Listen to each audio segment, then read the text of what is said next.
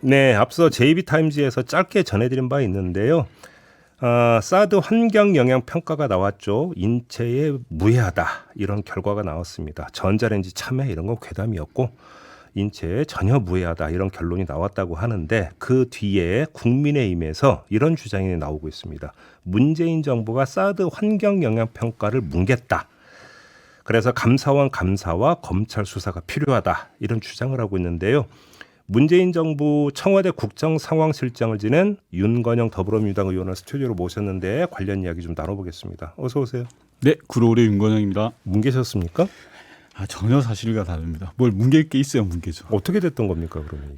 기본적으로 이번 사안은 후쿠시마 원전 오염수 방류 시기가 임박하니까 제가 볼 때 일종의 물타기 하는 거고요. 물타기다? 예, 특히 윤석열 정부 주특기인 전임 정부 탓하는 거고 방금 말씀하셨던 것처럼 환경영향평가를 뭉갰다고 하는데 핵심은 사드 체제가 정상적으로 작동되었느냐 안 되었느냐라는 거지 않습니까? 환경영향평가라는 것은 사드 기지 건설을 위한 일종의 절차의 문제거든요. 그렇죠. 핵심은 사드 운용입니다. 환경영향평가와 사드 운용은 조금 다른 성격인데요.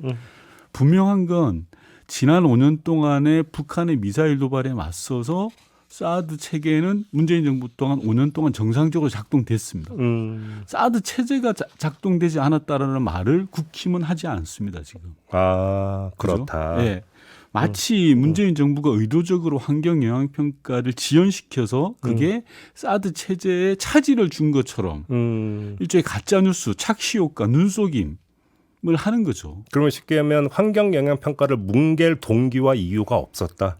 결과적으로도 그렇고 동기도 없었고. 그래요? 예. 지금 왜냐하면 5년 동안 사드 체제는 정상적으로 작동됐으니까. 그러면 이건 어떻게 보세요? 2017년 국방부의 소규모 환경영향평가 결과에도 기준치 이하, 네. 거의 영향없음으로 조사가 됐고 환경부도 전문가들이 전자파, 소음 등 환경적 악영향이 미미하다고 했는데 묻혔다. 저는 김기현 대표 좀 이상한 분 같아요. 왜요? 성주 주변 주민들이 사드 기지가 있으니까 전자파 있을 것 같아 걱정하는 건 너무나 당연한 거 아닙니까? 근데 그걸 비난을 하세요. 사드가 그렇게 안전하면 자기 집 앞에 설치하면 됩니다.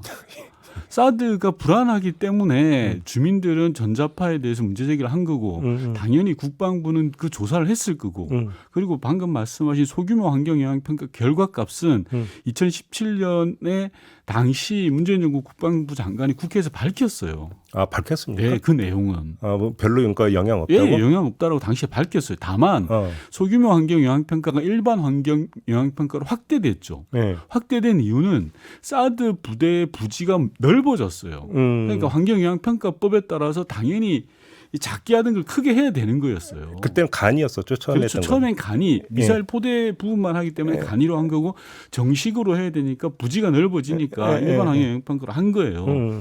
지금 데이터를 숨기는 건 윤석열 정부입니다. 예를 들어 저희가 환경부한테 이번에 실시한 환경영향평가 데이터, 기본 데이터를 줘봐라. 로 데이터를 제시를 하지 않아요. 자신들이 자신 있으면 왜 제시를 안 합니까? 예를 들어서요. 사드 레이더 같은 경우는 탐색할 때 전자파가 발생되는 거와 추적할 때 전자파 발생되는 게 달라요.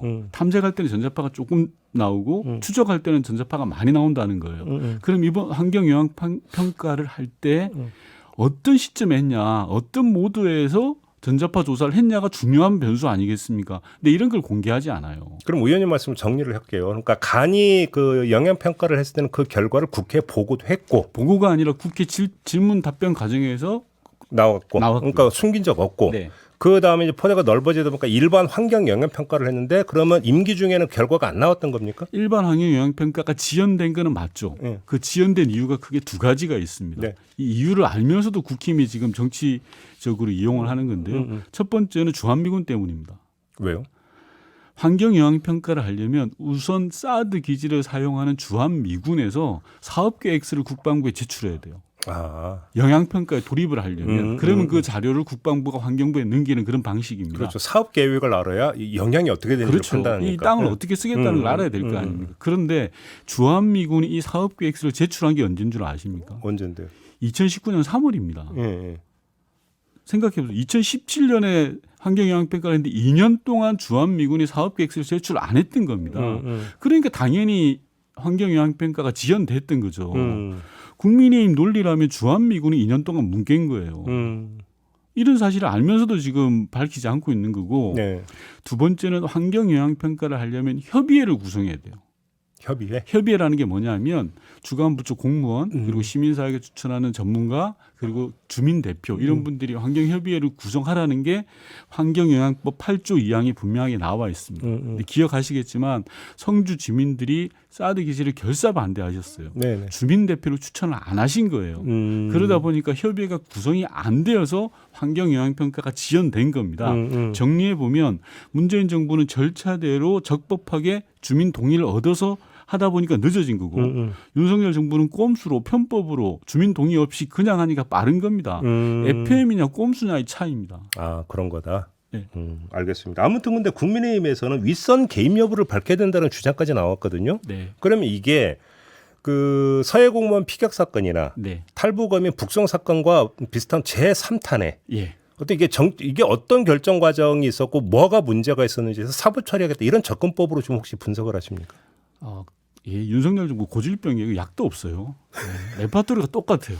그래요? 예, 부처가 보도자료 내고 부처가 막 해당 부처가 이야기를 하죠. 그런 다음에 감사원에서 감사하겠다 그래요. 최종적으로는 검찰의 수사예요. 네. 방금 말씀하신 서해 공무원 비격 사건, 동해 북한 흉악범 추박 사건 다 마찬가지. 레파토리 너무 뻔해요. 바뀐 게 없어요. 네. 좀 바꿨으면 좋겠어요. 이제는. 아무튼 이번에도 세 번째 이 사건을 이렇게 하려고 하는 것 같아요. 그래요? 그런데 이미 양치기 소년이 돼가지고요. 늑대가 나타났다는 것도 한 번이면 족하지 지금 세 번 하니까 국민들은 저는 안 속을 거라고 생각합니다. 아무튼 근데 만약에 뭐 감사를 하고 수사를 하면 대상이 누가 되는 겁니까? 당시 국방부와 지금 윗선이라고 하니까 국방부의 윗선은 청와대 안보실이죠. 아, 예. 근데 다시 말씀드리지만 이번 사안의 본질은 멀쩡하게 잘 돌아가는 사드는 두고 환경영향평가가 늦어졌다는 정말 조잡한 꼬투리 잡아가지고 원전 오염수 방류 물타기 하는 겁니다. 그 이상도 이하도 아닙니다. 알겠습니다. 이건 문재인 정부와는 일정하게 거리가 있지만 뭐 시민단체나 이런 데서 어떤 전자파 네. 문제를 많이 제기를 했잖아요. 네. 근데 지금 이제 그러니까 국민의힘에서는 괴담이다.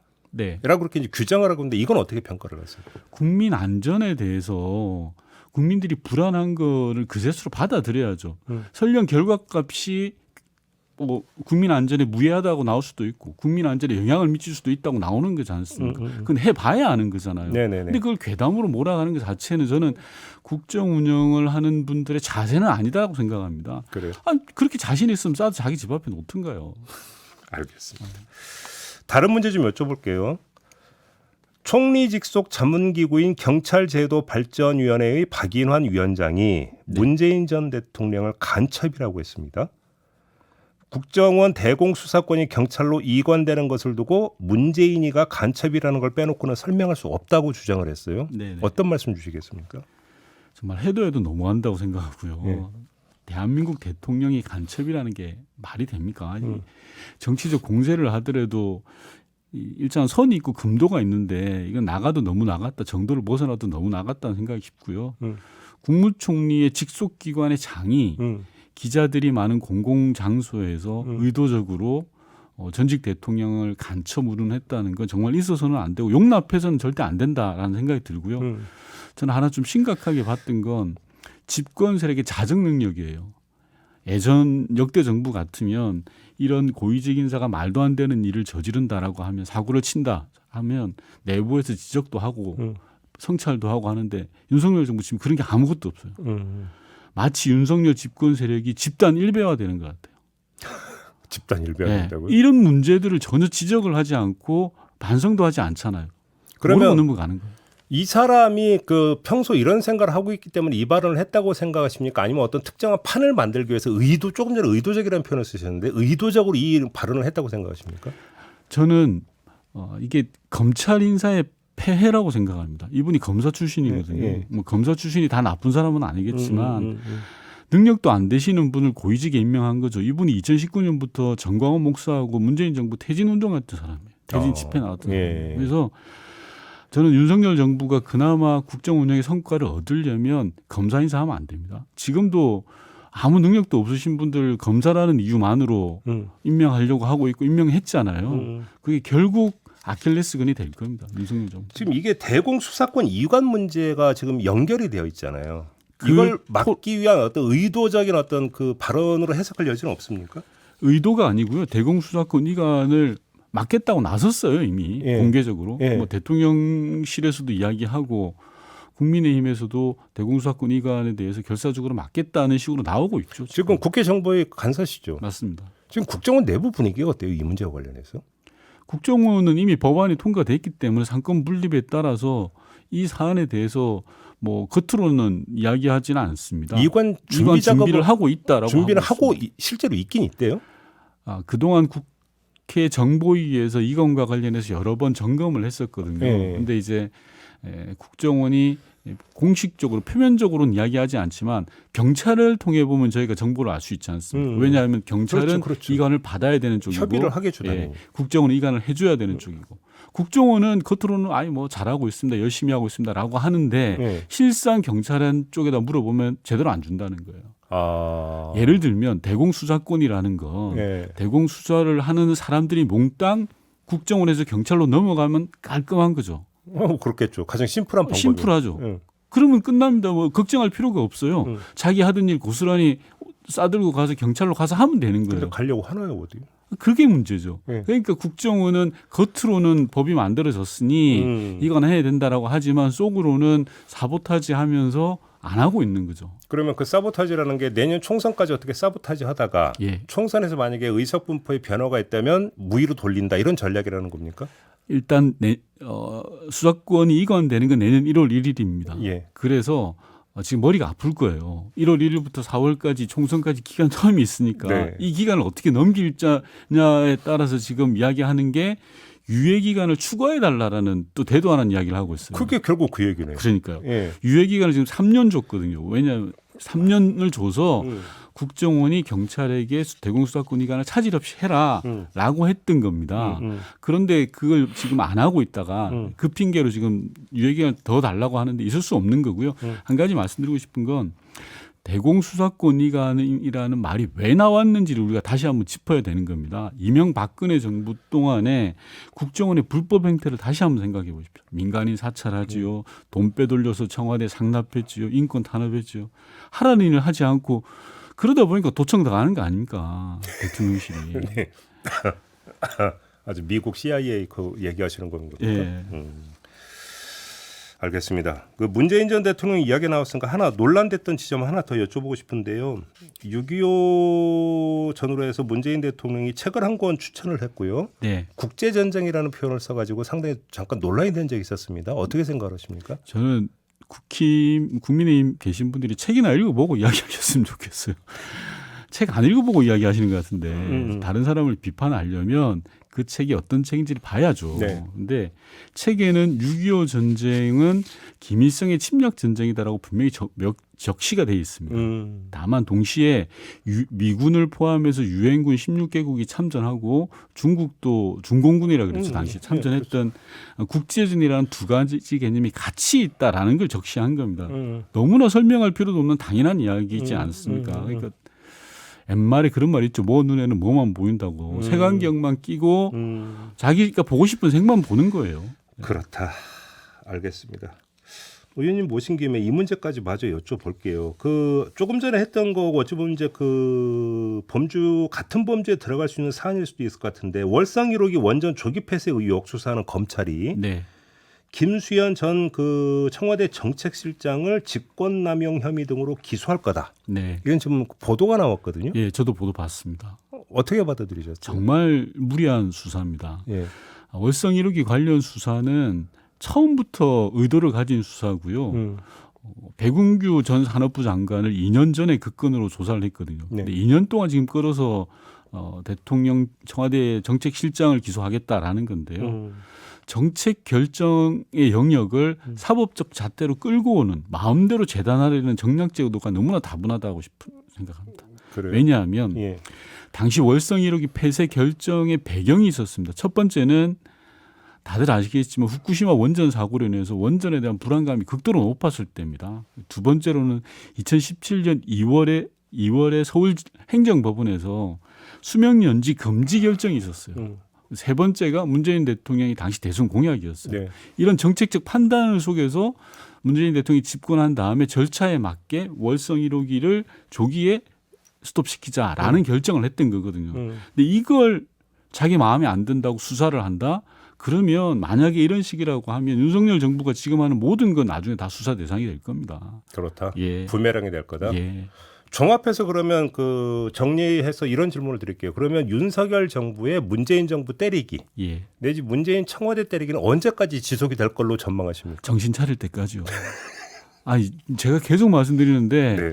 윤석열 정부는 제발 과거랑 싸우면 안 됩니다. 제가 국정 운영을 경험이 있던 사람으로서 말씀드리는데 과거랑 싸우지 말고 미래랑 싸워야 됩니다. 미래에 어떻게 하겠다. 네. 국민을 위해서 국정 운영을 어떻게 하겠다라는 걸 가지고 싸워야지. 네. 좀 자격지심 있는 것 같아요. 문재인 대통령에 대해서. 자격지심? 예. 그러니까 계속 문재인 정부 흠집내고 대통령 가까우신 분들에 대해서 공격하고 그런다고 해서 절대 윤석열 정부가 성공하는 게 아니거든요. 그걸 좀 아셔야 되는데 네. 집권 세력이 전혀 모르고 계신 것 같아요. 그 지금 이 내각 개편 이야기가 나오잖아요. 네, 일단 네. 차관 개편 이야기가 나오고 있는데 환경노동위 소속이시죠? 네. 그럼 환경부도 아마 이제 걸 텐데 환경부 차관도 대통령실 비서관이 갈 거다라는 보도도 나오고 있고 네. 아무튼 용산 비서관들이 차관으로 간다는 이런 보도가 나오고 있는데 이 인사 방향은 어떻게 평가하세요? 뭐랄까요? 이게 역대 정부에서도 다 있었던 인사 패턴입니다. 근데 너무 빨라요. 빠르다고? 예. 그래요? 사실 집권 후반기에 나타나는 현상이거든요. 아니 이제 집권 후반기에 어떤 좀 약간 느슨해지는 걸 다잡기 위한. 예를 들어서 부처 공무원들이 지금 집권 1년 차 갓 지났잖아요. 그럼 가장 지금 힘이 있을 때예요. 속된 표현으로 끝발이 셀 때거든요. 그러면 굳이 이 용산 대통령실 청와대 비서들이 가서 장악하지 않아도 잘 돌아가요. 팽팽 돌아가는데 용산 대통령실 비서관들 내보내는 건 국정 운영이 제대로 지금 잘 안 된다라기 때문이거든요. 지금 그 일각에서는 공직사회가 복지부동 분위기가 팽배했다 이런 이야기가 있었는데 혹시 연관돼 있다고 당연히 보시는 연관이 돼 있죠. 그래서 보통 역대 정부는 집권 한 4년 차 정도에 차관들을 차관으로 내보내죠. 비서관들을 차관급으로 내보내서 다 잡고 이제 마지막을 하자라는 건데 지금 집권 2년 차 초반에 이렇게 있는 거는 저는 좀 예외적인 거고요. 이러한 원인에는 제가 앞서 말씀드렸던 것처럼 과거와 싸우고 뭔 일만 나면 부처를 탈탈 털어서 공무원들 조사하니까 아 그렇죠. 흥이 나서 공무원들이 일을 하겠습니까? 직권남용죄나 또 이런 게 또 네, 부활할 수 네, 있다는. 네. 알겠습니다. 오늘 말씀 여기까지 듣죠. 고맙습니다, 의원님. 네. 윤건영 더불어민주당 의원이었습니다.